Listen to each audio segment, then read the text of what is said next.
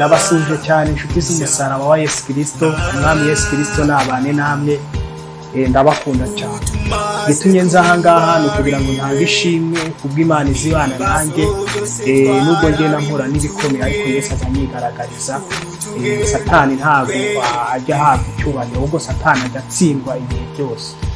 Gitumye nza aha ngaha rero ni ukugira ngo mbabwire mukomeze kunshyigikira.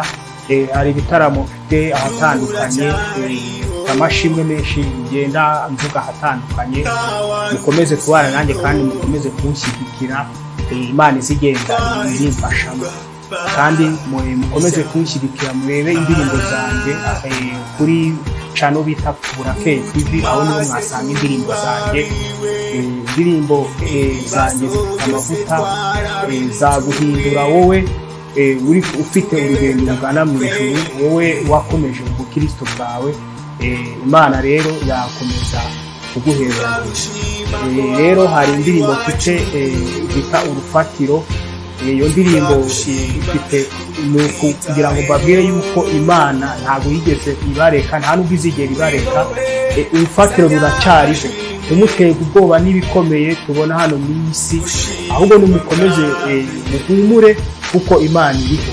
Ntabwo Imana yakuremye kugira ngo uze hano mu isi ubabazwe, ahubwo Imana yakuremye kugira ngo uzahore wishima, wowe uwahisemo gukurikira Imana. Niba warahisemo gukurikira Imana rero nuhumure, uhagarare wenyine ushikame. Imana izabana nawe ibihe byose. Ntugacike intege, ntugacogore, uvuge ngo niba iki ngiki cyanze kugenda neza ngo ugiye kurambika nkava ku Mana. Ahubwo ni igihe cyo gukora cyane, ukarushaho gukorera Imana, kuko isezerano ryawe nirishyika, icyo Imana yagusezeranyije kizakorwa. Ntimugire ubwoba, ntimutinye, umwe kugira ubwoba. Urufatiro ruracyariho, ntawe ruzi ko twahindurwa bashya. Ubu tumaze kuba biwe, ibibazo byose twarabimutuye. Ubu tugenda twenye, turagushima ko wabaye iwacu, turagushima kuko twitayeho.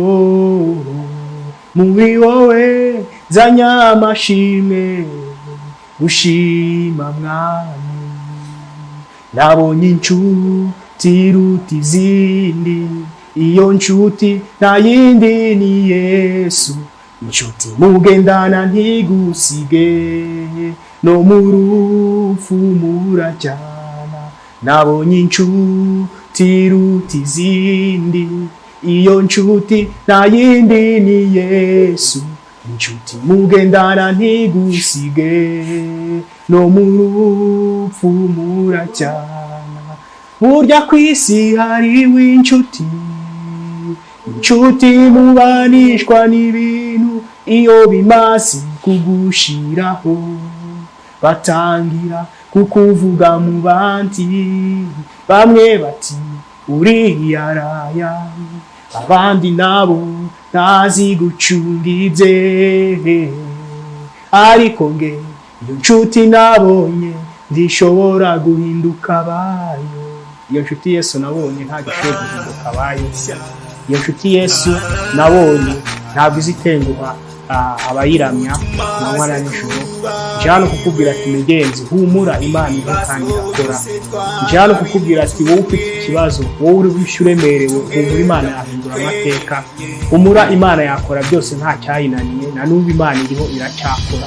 Urufatiro ruriho rero, ntimukihebe ngo mubone bikomeye, ntimugahura n'intambara zikomeye ngo muve ku Mana. Ahubwo uyu ni umwanya wo kugira ngo mukore cyane, kuko mudakoze cyane umwanzi Satani yabinjirana kandi yabatera atyo.